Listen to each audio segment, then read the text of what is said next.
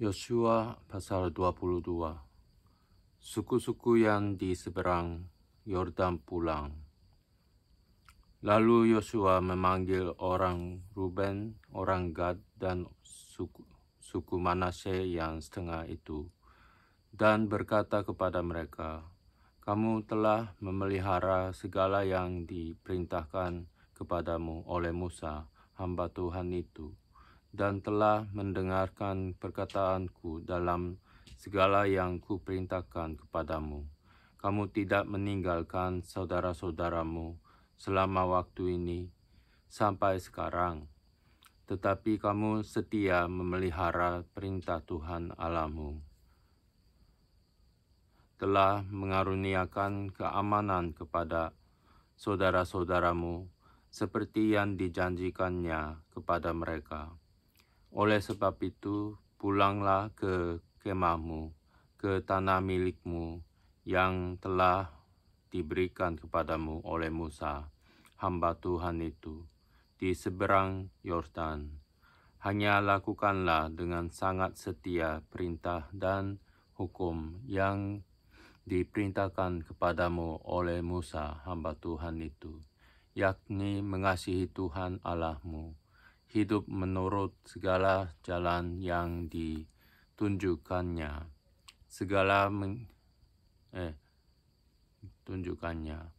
tetap mengikuti perintahnya, berpaut padanya, dan berbakti kepadanya dengan segenap hatimu dan dengan segenap jiwamu." Lalu Yosua memberkati mereka dan melepas mereka pergi. Maka pulanglah mereka ke tanah mereka. Kepada suku Manasye yang setengah telah diberikan Musa bagian mereka di Basan. Kepada suku yang setengah lagi telah diberikan Yosua bagian mereka di antara saudara-saudara mereka di sebelah barat sungai Yordan. Lagipun ketika Yosua melepas mereka pergi ke kemah mereka, setelah memberkati mereka, maka ia berkata kepada mereka demikian, "Pulanglah ke kemahmu dengan kekayaan dan yang banyak dan dengan sangat banyak ternak, dengan perak, emas, tembaga, besi, dan dengan pakaian yang sangat banyak.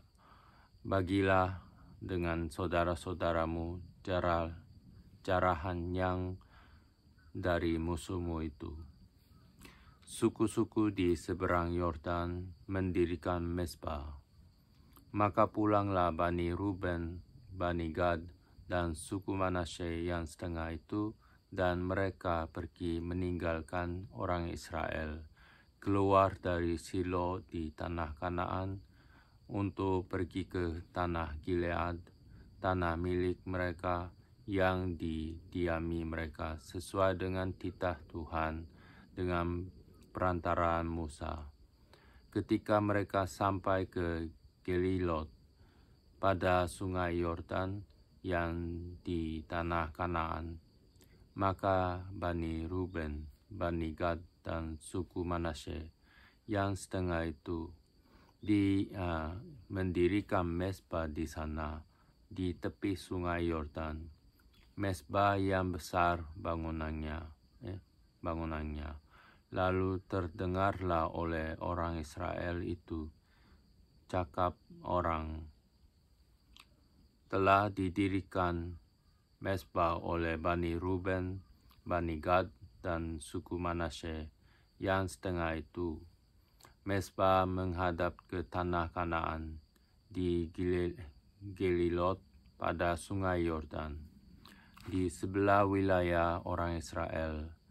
Ketika hal itu terdengar oleh orang Israel, berkumpullah segenap umat Israel di Silo untuk maju memerangi mereka. Kemudian orang Israel mengutus kepada Bani Ruben, kepada Bani Gad, dan kepada suku Manasye yang setengah itu ke tanah Gilead, Imam Pinehas bin Eleazar, dan bersama-sama dengan dia 10 pemimpin, yakni seorang pemimpin kaum keluarga sebagai wakil tiap-tiap suku Israel. Masing-masing mereka itu kepala kaum keluarganya di antara kaum-kaum orang Israel. Setelah mereka sampai kepada Bani Ruben, kepada Bani Gad, dan kepada suku Manasye yang setengah itu di tanah Gilead, berkatalah mereka kepada orang-orang itu demikian.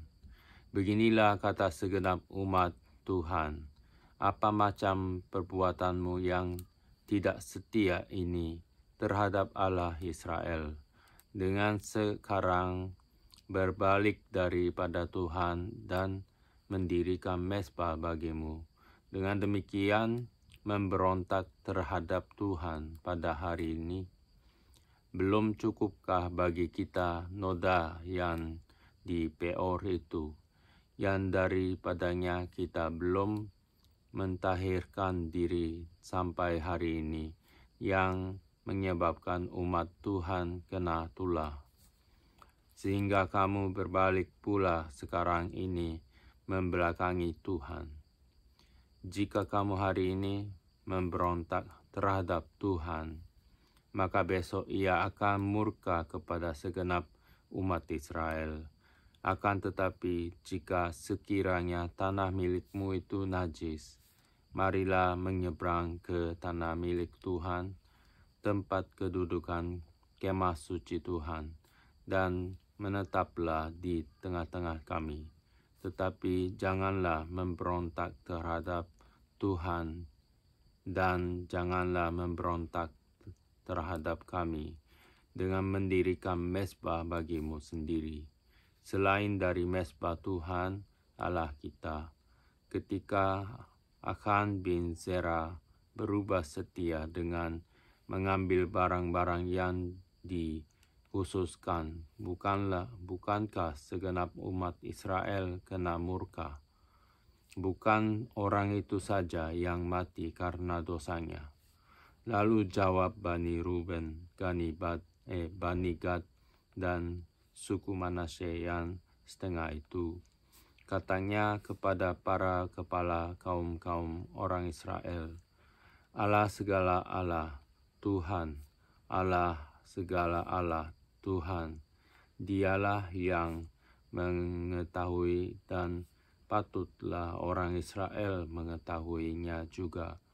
Jika sekiranya hal ini terjadi dengan maksud memberontak atau dengan maksud berubah setia terhadap Tuhan, biarlah jangan Tuhan selamatkan kami pada hari ini.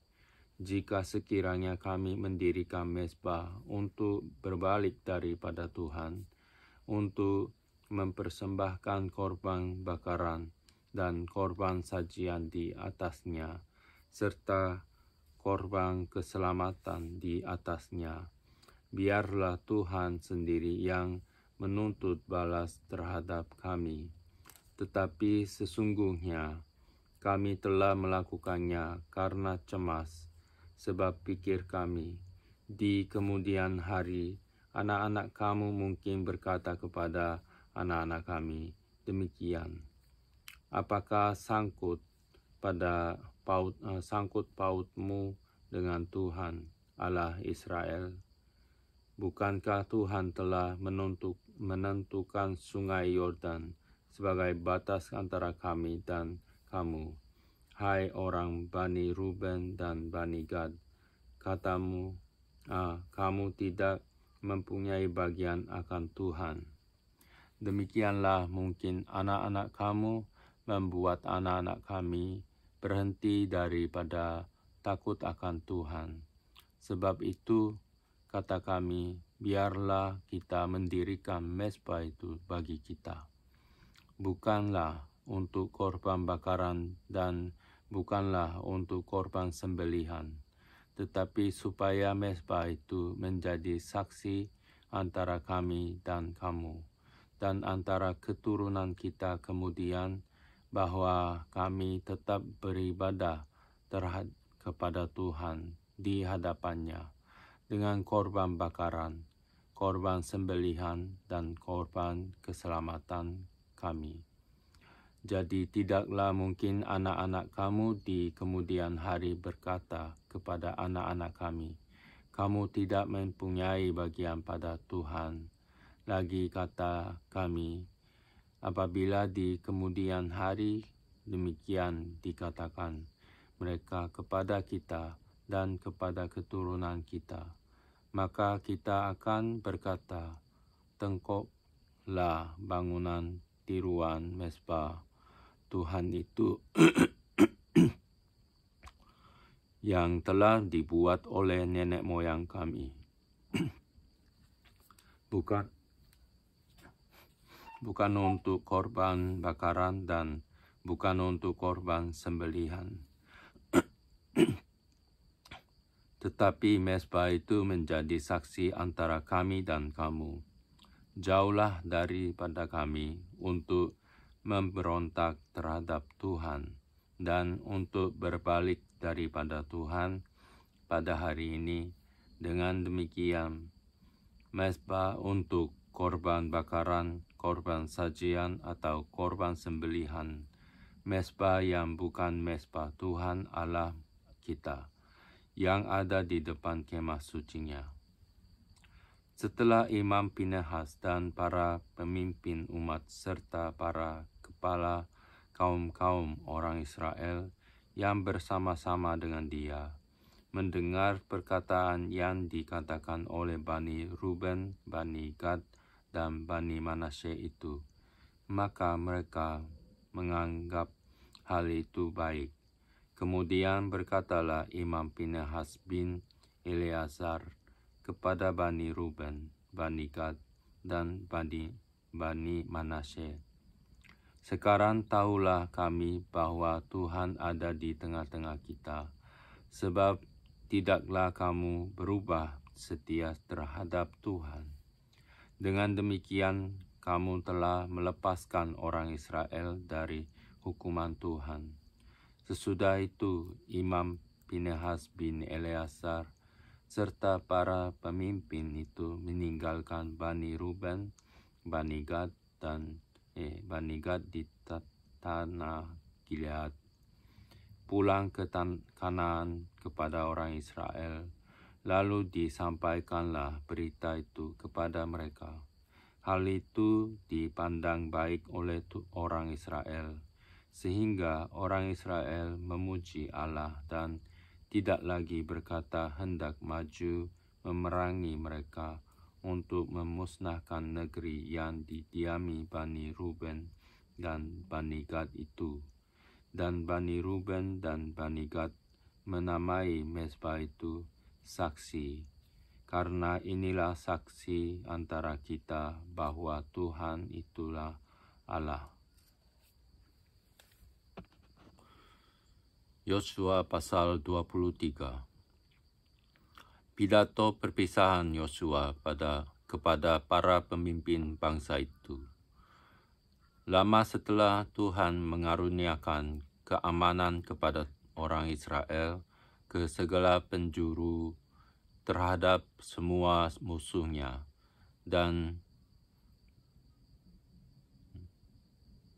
ketika Yosua telah tua dan lanjut umur, dipanggilnya seluruh orang Israel, para tua-tuanya, para kepalanya, para hakimnya, dan para pengatur pasukannya, dan berkata kepada mereka, aku telah tua dan sangat lanjut umur, dan kamu ini telah melihat segala yang dilakukan Tuhan, Allahmu, kepada semua bangsa di sini, demi kamu, sebab Tuhan Allahmu, dialah yang telah berperang bagi kamu.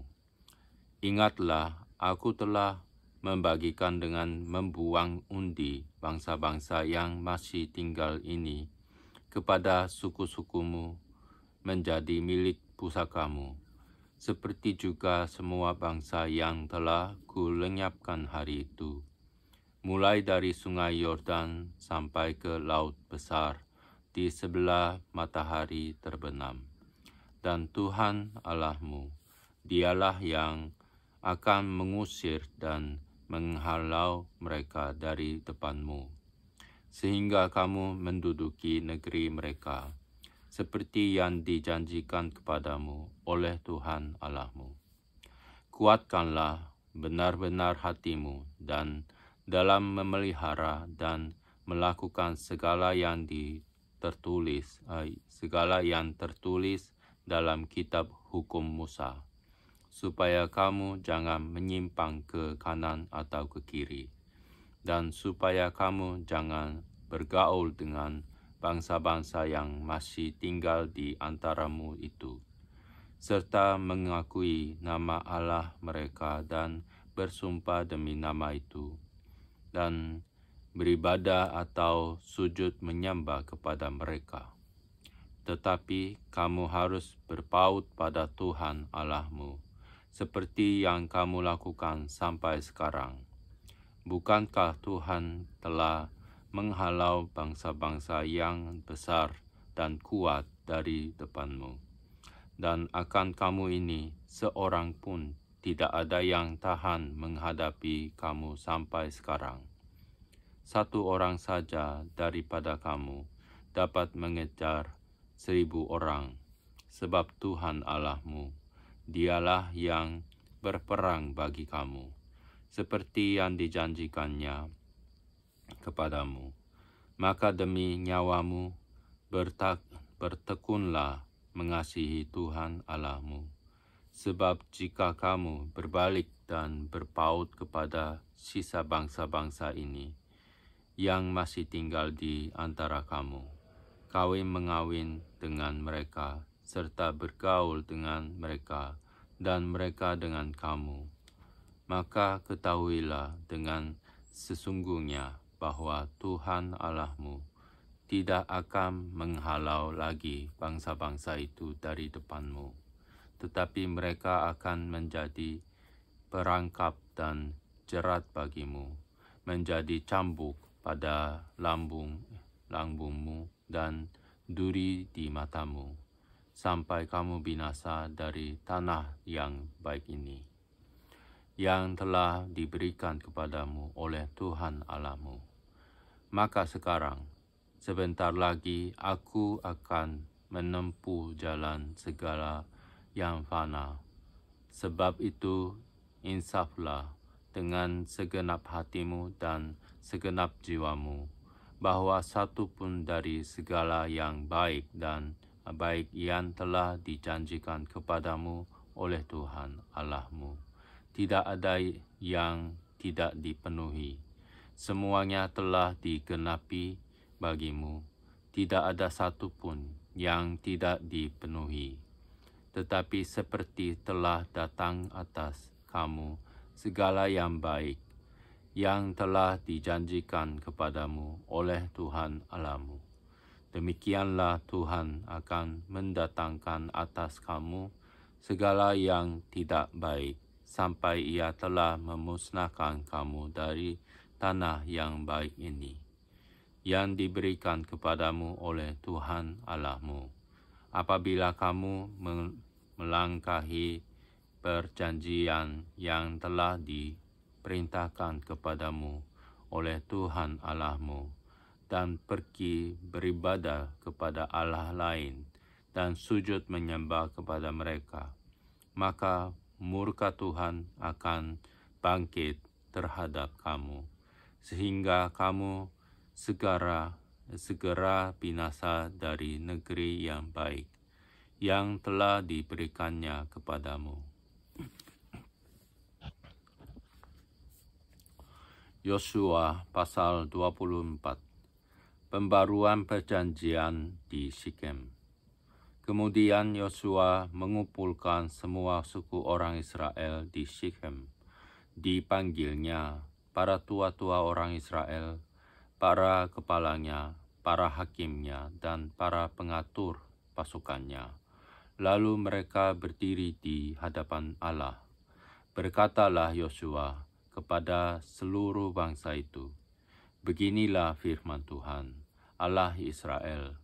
Dahulu kala di seberang sungai Efrat, di situlah diam nenek moyangmu, yakni Terah, ayah Abraham dan ayah Nahor, dan mereka beribadah kepada Allah lain. Tetapi aku mengambil Abraham, bapamu itu, dari seberang sungai Efrat, dan menyuruh dia menjelajahi seluruh tanah Kanaan. Aku membuat banyak keturunannya dan memberikan Ishak kepadanya. Kepada Ishak ku berikan Yakub dan Esau. Kepada Esau ku berikan pegunungan Seir menjadi miliknya, sedang Yakub serta anak-anaknya pergi ke Mesir. Lalu aku mengutus Musa serta Harun dan menulahi Mesir,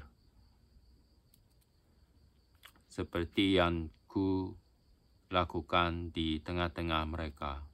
Kemudian aku membawa kamu keluar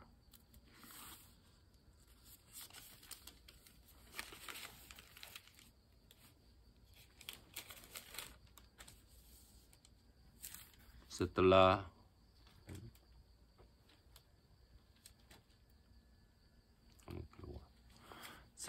aku membawa nenek moyangmu keluar dari Mesir, dan kamu sampai ke laut. Lalu orang Mesir mengejar nenek moyangmu dengan kereta dan orang berkuda ke laut Teberau. Sebab itu berteriak-teriaklah mereka kepada Tuhan. Maka diadakannya gelap antara kamu dan orang Mesir itu, dan didatangkannya air laut atas mereka, sehingga mereka diliputi. Dan matamu sendiri telah melihat apa yang kulakukan terhadap Mesir. Sesudah itu lama kamu diam di padang gurun. Aku membawa kamu ke negeri orang Amori yang diam di seberang sungai Yordan, dan ketika mereka berperang melawan kamu, mereka kuserahkan ke dalam tanganmu, sehingga kamu menduduki negerinya. Sedang mereka punahkan dari depan kamu. Ketika itu Balak bin Zippor, Raja Moab, bangkit berperang melawan orang Israel. Disuruhnya memanggil Bileam bin Beor untuk mengutuki kamu. Tetapi aku tidak mau mendengarkan Bileam, sehingga ia pun memberkati kamu. Demikianlah aku melepaskan kamu dari tangannya. Setelah kamu menyeberangi sungai Yordan dan sampai ke Yeriko, berperanglah melawan kamu warga-warga kota Yeriko, orang Amori, orang Feris, orang Kanaan, orang Het, orang Girgazi, orang Hewi, dan orang Yebus. Tetapi mereka itu kuserahkan ke dalam tanganmu. Kemudian aku melepaskan tabuhan mendahului kamu, dan binatang-binatang ini menghalau mereka dari depanmu, seperti kedua raja orang Amori itu. Sesungguhnya bukan oleh pedangmu dan bukan pula oleh panahmu. Demikianlah ku berikan kepadamu negeri yang kamu peroleh tanpa bersusah-susah, dan kota-kota yang tidak kamu dirikan, tetapi kamulah yang diam di dalamnya. Juga kebun-kebun anggur dan kebun-kebun zaitun yang tidak kamu tanami, kamulah yang makan hasilnya. Oleh sebab itu, takutlah akan Tuhan dan beribadahlah kepadanya, dengan tulus, ikhlas, dan setia. Jauhkanlah Allah yang kepadanya nenek moyangmu telah beribadah di seberang sungai Efrat dan di Mesir, dan beribadahlah kepada Tuhan. Tetapi jika kamu anggap tidak baik untuk beribadah kepada Tuhan, pilihlah pada hari ini kepada siapa kamu akan beribadah. Allah yang kepadanya nenek moyangmu beribadah di seberang sungai Efrat, atau Allah orang Amori yang negerinya kamu diami ini. Tetapi aku dan seisi rumahmu, kami akan beribadah kepada Tuhan. Lalu bangsa itu menjawab, jauhlah daripada kami meninggalkan Tuhan untuk beribadah kepada Allah lain. Sebab Tuhan Allah kita, dialah yang telah menuntun kita dan nenek moyang kita dari tanah Mesir, dari rumah perbudakan, dan yang telah melakukan tanda-tanda mujizat yang besar ini di depan mata kita sendiri, dan yang telah melindungi kita sepanjang jalan yang kita tempuh, dan di antara semua bangsa yang kita lalui. Tuhan menghalau semua bangsa dan orang Amori, penduduk negeri itu, dari depan kita. Kami pun akan beribadah kepada Tuhan, sebab dialah Allah kita. Tetapi Yosua berkata kepada bangsa itu, tidaklah kamu sanggup beribadah kepada Tuhan, sebab dialah Allah yang kudus. Dialah Allah yang cemburu. Ia tidak akan mengampuni kesalahan dan dosamu.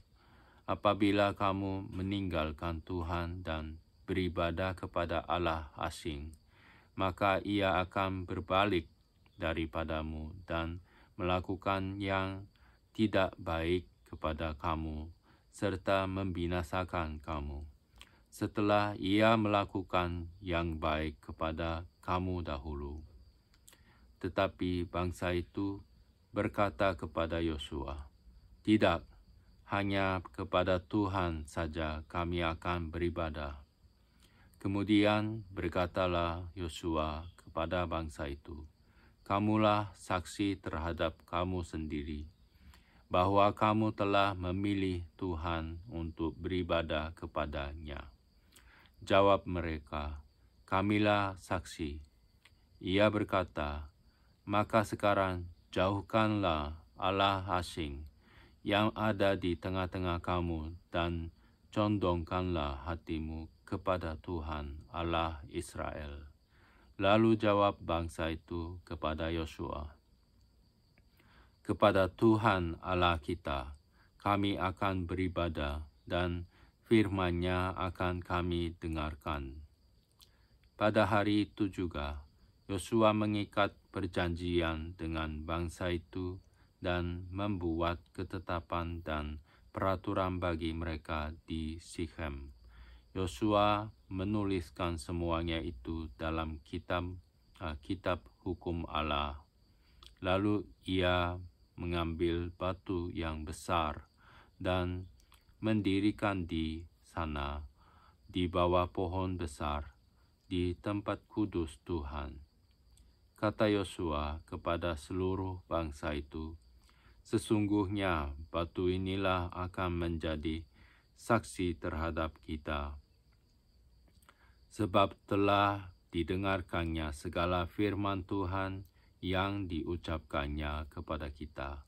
Sebab itu batu ini akan menjadi saksi terhadap kamu, supaya kamu jangan menyangkal Allahmu. Sesudah itu Yosua melepas bangsa itu pergi, masing-masing ke milik pusakanya.